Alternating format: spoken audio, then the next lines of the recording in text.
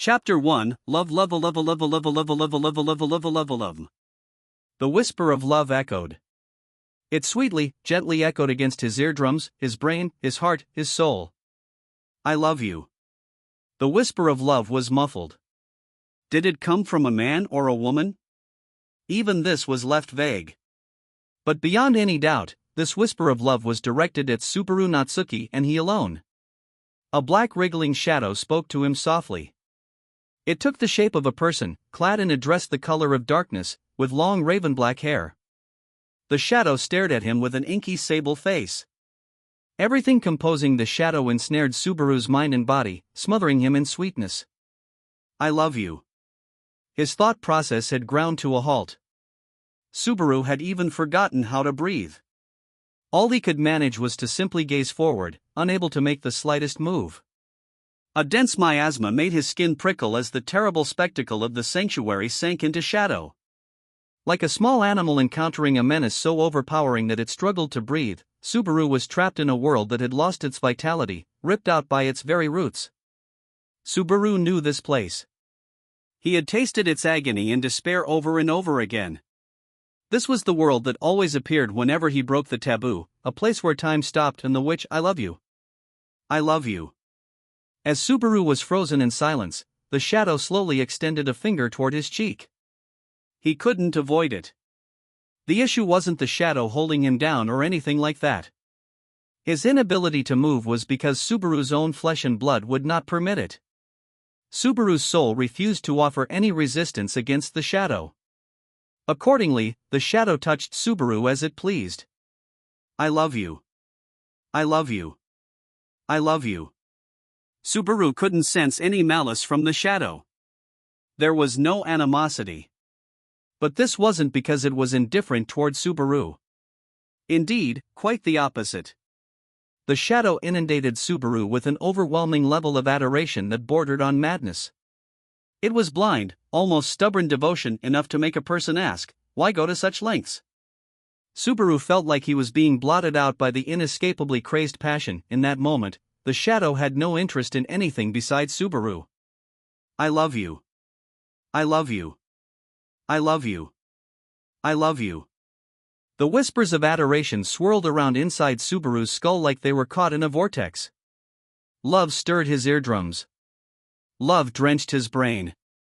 As love filled his consciousness to the brim, love was also boiling his soul until it fell to pieces. It was an assault by love, a slaughter by love, a violation by love.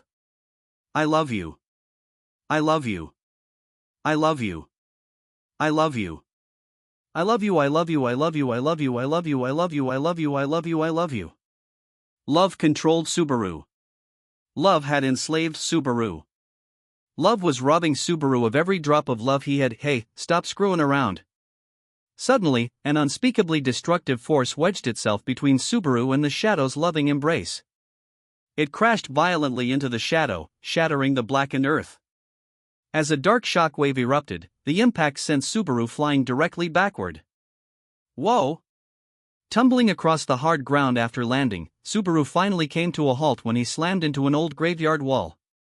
Once he gave his head a good shake and looked up, he noticed his mind had been freed from the supernatural fever that had gripped him only moments earlier.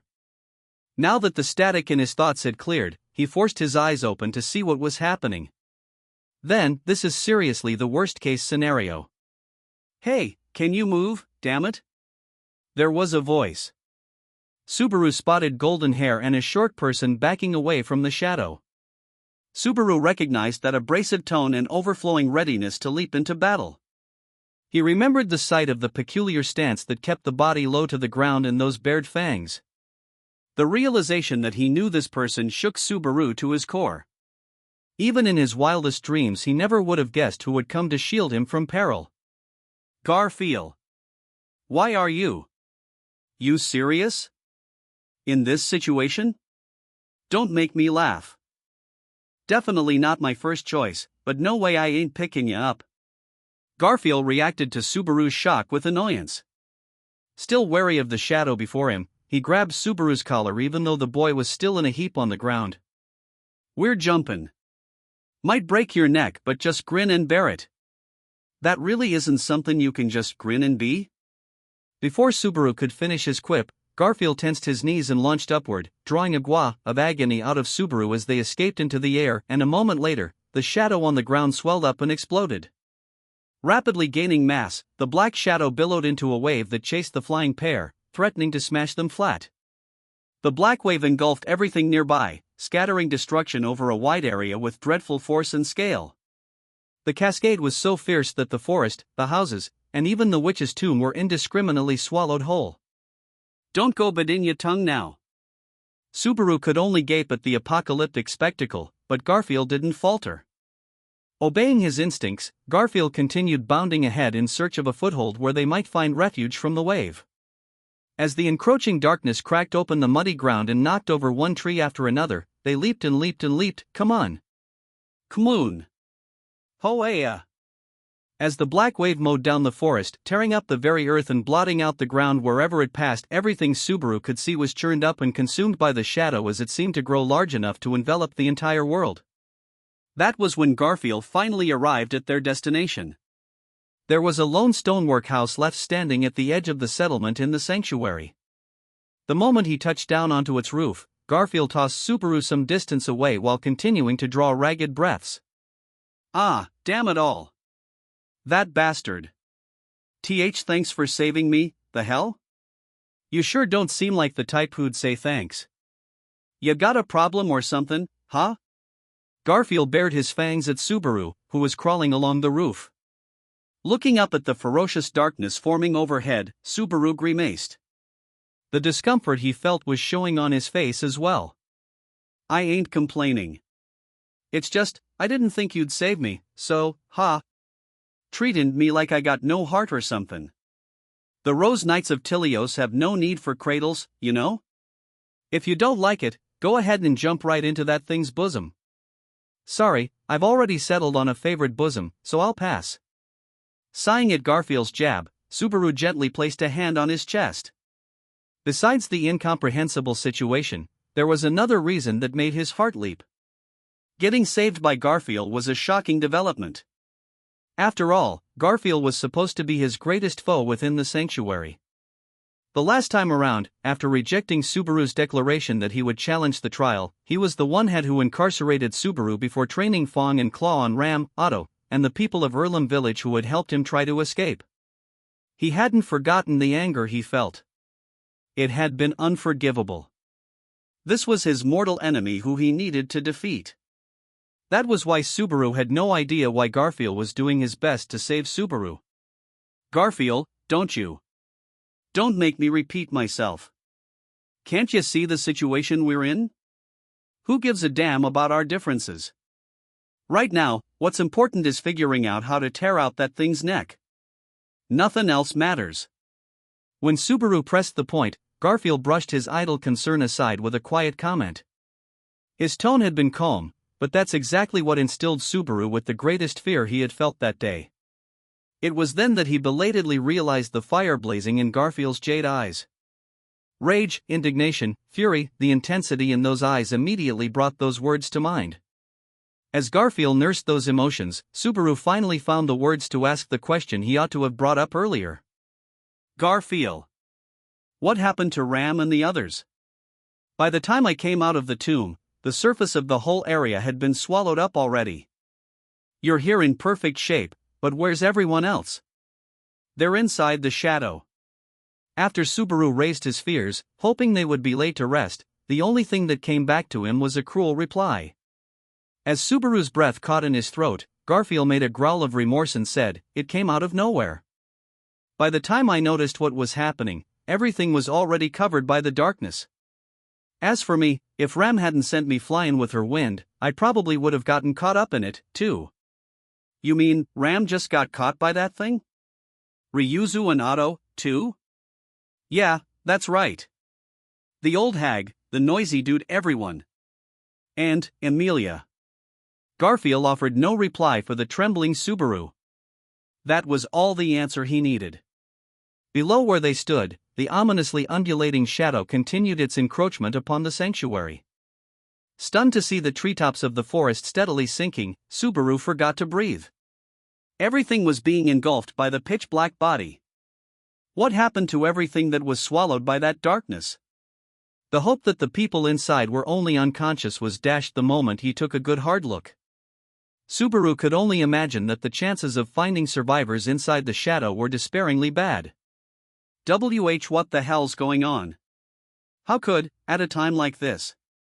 The Ball Hunter, the Beast Master, the Great Rabbit, and Garfield. Subaru had come flying out of the tomb ready to defy any disaster that threatened to befall him. After obtaining Echidna's cooperation, he had hardened his resolve to face and overcome any obstacle that stood in his way. Naturally, he had decided all that completely unaware of the incomprehensible entity before him now. Why here, why now? Subaru glared at the center of the swirling shadow that was devoid of rhyme or reason. He screamed with everything he had.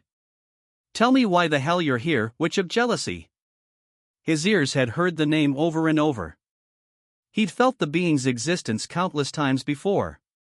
The stories handed down for generations named her as the worst of all calamities. She was the one responsible for Subaru's suffering. She was the root of all evil, the shadow that had engulfed Emilia and the others was none other than the Witch of Jealousy. Think. Think. If I don't do something, figure something out and defeat it somehow, pounding his dull-feeling head, Subaru desperately searched for a path to victory. He had to drive back the shadow and retake the sanctuary now enveloped by darkness. What for? You've already lost Emilia and the others in this world. Ah. Subaru, slammed by the internal thought, made a slight sound in his throat. In contrast to Subaru's roiling emotions, his inner voice had delivered an exceptionally cold-blooded judgment. It was mocking him for stubbornly clinging to a doomed world that had already gone past the point of no return and demanding that he take logical, decisive action. What would we do even if we did manage to overcome this? There's no way to go on. Not in a world like this. Bastard. Tryin' to say there's no point in comin' after me? Wah! With one murmur from Garfield, Subaru's deep introspective thoughts vanished. Not bothering with the young boy right beside him, Garfield turned his sharp, jade-colored eyes toward the shadow. Scratch that. This bastard isn't even looking this way. After doing all this, now you head outside and ignore me, huh? Garfield roared, practically spitting blood at the humiliation. But the shadow paid him no mind. Like he had said, it was already attempting to leave the sanctuary, exiting the forest. After displaying such obsession earlier, the shadow suddenly wasn't even acknowledging Subaru's existence as it proceeded out of the sanctuary. Unable to discern what the true intent might be, Subaru was left confused, then he shuddered, as if struck by a thunderbolt. A sudden flash of inspiration came to him without a single factual basis. And yet, he knew there could be no mistake. He could declare with absolute certainty that. To the mansion. Ah. The mansion. That witch, she's trying to head for Roswell's mansion. The memory of the witch's whispers of love as well as how that it had intruded upon his thoughts even as it violated his mind and soul all came roaring back. The goal hadn't been to love Subaru. The purpose was to dive deep inside of Subaru in search of everything that he cared about, to understand those things. The ultimate goal was to rob the world of everything Subaru might turn his love toward, monopolizing his affections. As if I'd let you do whatever you want. We've gotta stop her. Stop her how? Asked the cold, whispering inner voice, but he stubbornly flung it aside. Stop her how? Figure out a plan, then just stop her, obviously. He had to find a way to strike down that witch. It wasn't pointless. There had to be some meaning in trying to stop her. Garfield. Can't you attack her? Slow her down somehow? Now the idiot asks. Stop running your damned mouth. Me, I've been slamming every attack I could think of into that thing for ages. Nothing gets through that shadow dress. Doesn't even leave a scratch. If Garfield can't, even what seemed like a surprise attack hadn't inflicted any damage to the witch. If even Garfield's mighty blows had no effect, it was very possible that the shadow dress nullified physical attacks. If that was the case, only magic would work. And the top contender for that was, I'll tell you right now, there ain't a single reason to look for that damn Roswell. The only ones left in this forest are me and that legendary lady witch. Even Roswell? You're sure? The old hag's house and the cathedral are both gone, down to the last brick. Can't rely on the loon. It's just us. Even if he was far from full health, Roswell was unmistakably a powerful man. Unfortunately, Garfield curtly cut down the optimistic image Subaru had in mind. If they couldn't even rely on Roswell's aid, the overwhelming power required to win simply didn't seem to exist. This was the worst witch, the one who killed even the other witches of the deadly sins and swallowed half the world. Can't we do anything? At this rate, even the mansion is gonna get, everything would be engulfed, stolen by that shadow, mercilessly trampled. Was there something, anything, Subaru could do besides despair? Wait. Watching the witch grow distant, Subaru had the odd sense that something was wrong. Was there really no way to stop her? Was there well and truly no move that might come to mind? Think, remember, consider, recall. Find the one thing that only applies in this particular place. There's the barrier. What? The barrier. The Witch of Jealousy has to fulfill the conditions to pass through the barrier covering the sanctuary. The tomb's trial hasn't been cleared and she's a half-elf. It was said that Sadella, the Witch of Jealousy, was a silver-haired half-elf. This fact had caused Emilia to endure irrational discrimination from a great deal of people. At the same time, it was the stories about those notorious features passed down from 4 centuries ago that made him certain the Witch of Jealousy would be bound by that forest. That said, if the witch turned out to be something like a vestigial mind with no physical body, things might not go the way he hoped. No need to worry about that. The certainty behind the murmur made Subaru raise his eyebrows. After seeing his reaction, Garfield clicked his fangs together. The witch has a physical body. Right now it's just like the root of Balgrin's left wing, ain't it? You mean, like, it's a weak point? Ain't got no other mayonnaise. Yeah, I got it now. Slapping Subaru's shoulder as if praising him for his insight, Garfield smiled ferociously and carried on. She'll be begging under that disgusting veil when I finally tear her head off. The Witch of Jealousy brazenly advanced straight toward the boundary of the sanctuary, dragging Shadow behind her. Chasing after that vast body of Shadow, Subaru, or rather, Garfield carrying Subaru, set out, traversing the treetops and circling around the witch's path. Don't know how much effect the barrier'll have, but if she weakens even a little, Garfield's claws would have an opening. If that was the case, even the Witch of Jealousy would not escape unscathed. Subaru was confident because he had personally experienced what it was like to face Garfield when he was in his beast form. He needed no explanation to know that a single blow from the bestial Garfield contained overwhelming raw power. The only other thing they needed was a way to guarantee the two would clash. And for that, Garfield, she's drawn to me. So, hey, if you're telling me to use ya as a decoy, I'll bite your fingers off one by one. Leaping through the forest from branch to branch, Garfield chewed out Subaru over his proposal.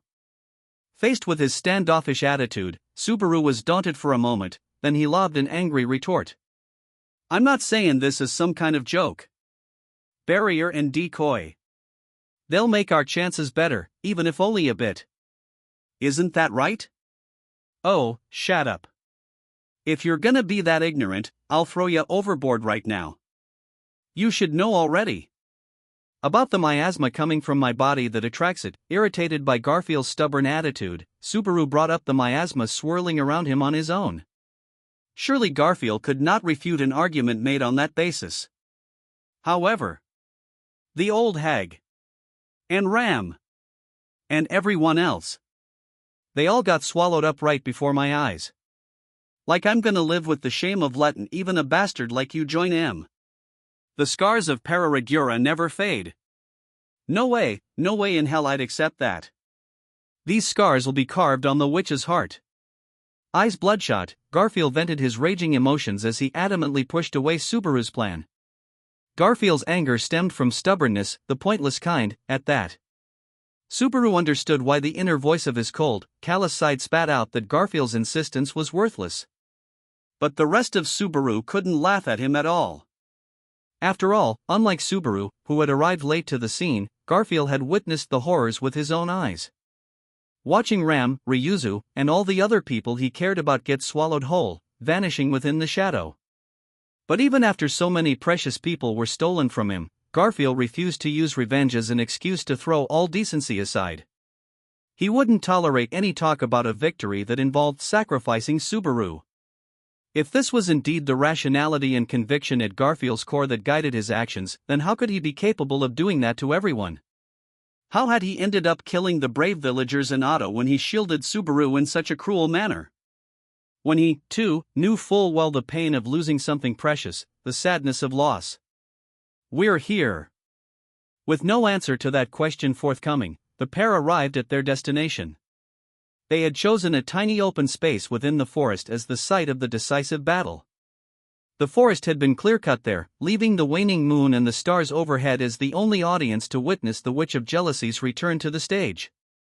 Behind them was the barrier. Ahead of them, Subaru sensed the wriggling shadow drawing closer. The witch was headed straight toward them. All that remained was to counterattack, but there was a simple problem with that. Garfield, what are you gonna do? The barrier affects you the same way, right? Half-bloods, mixed-blood demi-humans, could not go past the forest's barrier. That applied to both Garfield and the witch.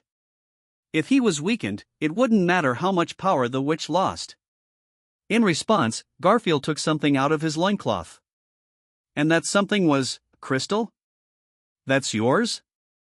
I don't owe ya an explanation. Just shut up and watch. Gonna put this early risin' witch back to sleep so fast that we won't need decoys or anything else. The crystal glimmered blue, a glimmer he had laid eyes upon several times amid the twists and turns surrounding the sanctuary. He knew that Garfield possessed one identical to the one Frederica owned. In earlier laps he had been through in the current time loop, Subaru had seen those crystals change hands several times over. Even now, he still didn't know the finer details surrounding the items, but... Who's there? The faint sound of footfalls landing on grass made Subaru instantly turn around. It was not the witch. The direction and the mental pressure were far too different to be her. However, that alone wasn't a reason to lower his guard. Ha! And yet, the instant he set eyes upon the newcomer, Subaru's caution was blotted out by shock. A thicket parted and a young girl emerged. He had seen her before. The long pink hair and a white poncho-style outfit. Her ears were a little longer than those of the average person, making her impossible to mix up with someone else. This was Ryuzu, the representative of the sanctuary who had allegedly been swallowed up by the shadow. But there was no way this was Ryuzu. What Subaru saw next completely refuted that possibility. Is this some kind of joke? Multiple figures stepped barefoot onto the grass and made their way through the underbrush. Every single one wore the same clothing, the same expression, the same demeanor. In fact, all of them were perfectly identical. More than 20 perfect copies of Ryuzu appeared from all directions. The great throng of girls bearing the same face as Ryuzu were silent, not speaking a single word. Their expressions unchanging, the girls gathered together and stood in a loose row at Garfield's back. There was no way Subaru could call it a sight for sore eyes. It was like something straight out of a nightmare. Didn't want to show you this if I didn't have to. Unlike Subaru's obvious astonishment, Garfield reacted with only a slightly bitter comment, showing no sign that he was amazed. This wasn't something worth gaping over for him. As Subaru slowly overcame his initial surprise, a realization dawned on him: he had probably met one of the people in this group face to face already. The moment we got here, I was teleported to the forest out of the blue. It had occurred right after the magical relocation Subaru experienced upon arriving at the sanctuary. The crystal had reacted to the barrier, and the power of the stone had sent Subaru flying into the woods. It must have been one of the perfect copies of Ryuzu that had led the stranded Subaru to the tomb. Once he reunited with Amelia, Otto, and the others, Ram had admonished him to conceal the fact that he had encountered the elven girl. Until that very moment, Subaru had shoved the girl into a corner of his memory. However, given this unexpected reunion, he understood for the first time that it had been a mistake to overlook that first encounter. As the doll-like girls stood in silence, it was evident that they were identical beings. Don't tell me these are clones? Copies. Is that even possible? Seeing the girls easily evoked those words in the back of Subaru's brain. They were terms deeply associated with stories that had science-fictional themes, but they were a poor fit for his new world, a place dominated by swords and spells. In the first place, who could have reproduced that kind of technology? Sorry to interrupt your thoughts, but it's time. Giving the confused Subaru a shove on the shoulder, Garfield reoriented himself toward the forest. The impending pressure was making the hair on Subaru's back stand up as he glanced back and forth between the forest and the girls. Garfield! Don't tell me your plan is crush her with numbers. Reed always fights head-on, you know. Bringing both fists together in front of his chest, Garfield revealed that his plan followed the doctrine of simple is best. There was no hidden twist, but there was no argument that it wasn't the most suitable choice. Of course, it was an operation that accepted there would be casualties. Don't get bent out O-shape worrying over them. They ain't like the old hag. This lot is totally empty on the inside. Still, they should be able to follow orders, no problem. We'll make an opening and take that bastard's damn head. There was no time to lodge any complaint about the operation nor to ask the girls, the copies, what they thought. As for you, let me say sorry in advance. That was all Garfield said in the final moments before Subaru was thrust into the heart of a new battlefield. Not comprehending the meaning of the words, the powerless Subaru was relegated to the rear. Garfield stood at the head of the formation with the 20-odd copies lined up behind him while Subaru brought up the rear.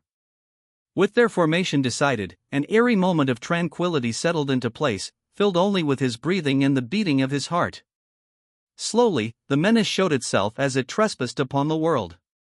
The forest was being slain before his eyes. Swallowed by a shadow of immense mass, the trees lost their shape like something dissolving into water, leaving no trace behind as the very concepts of tree and forest were contaminated by shadow. This was heresy. This was violation. This was a slaughter. The witch blotting out the world with her love noticed Subaru standing in the path of her advance. And then, I love you.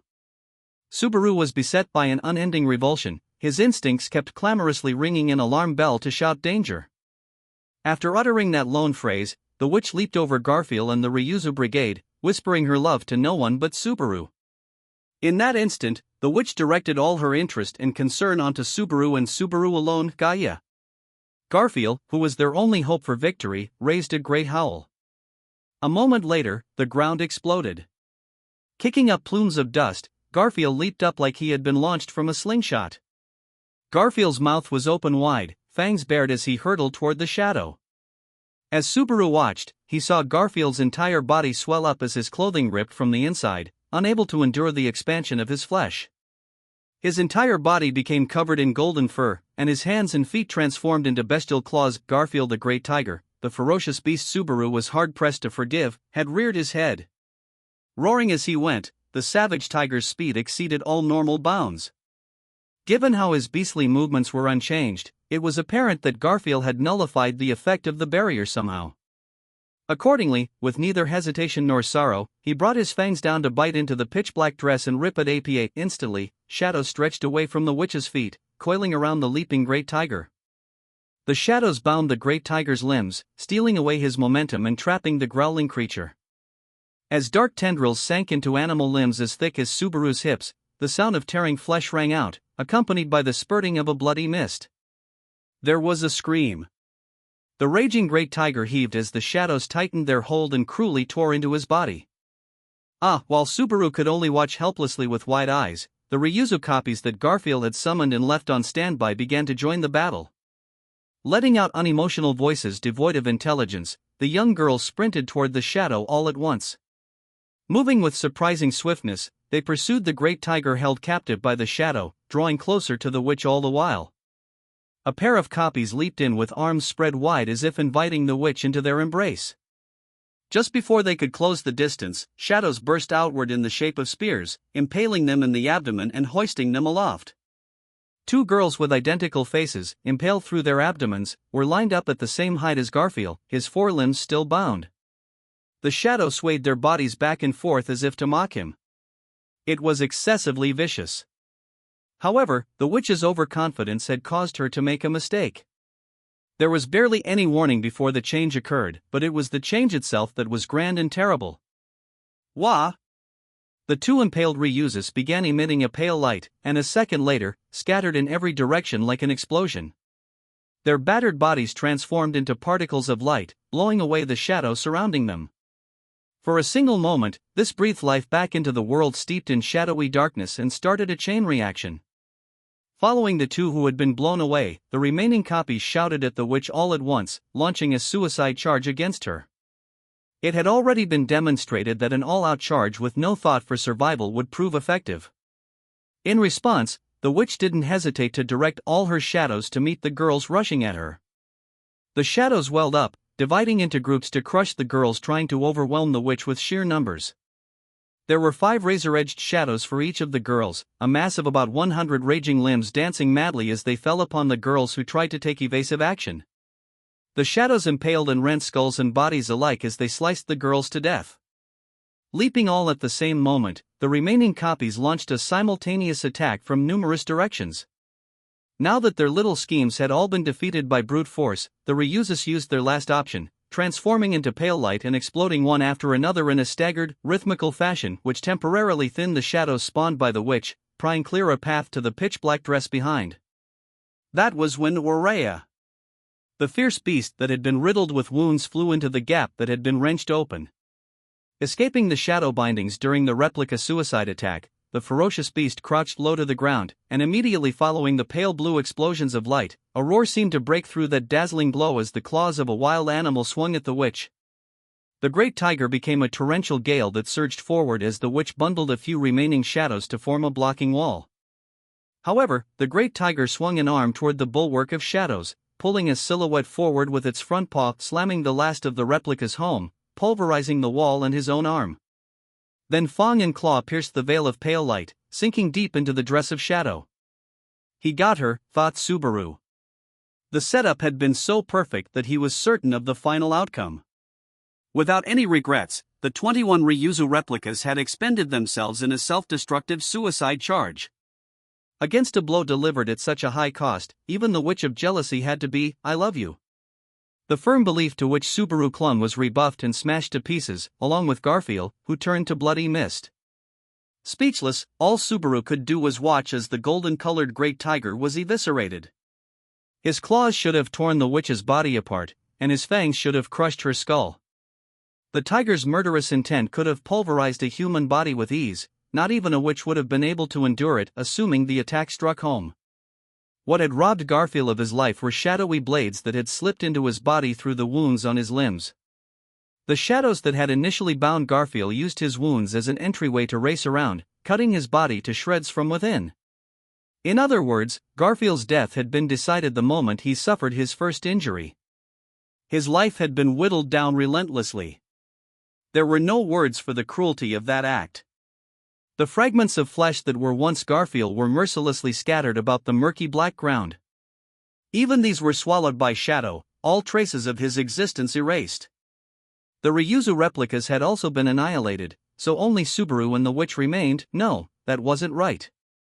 "I love you." From the beginning, the witch had no eyes for anyone but Subaru, rooted to where he stood.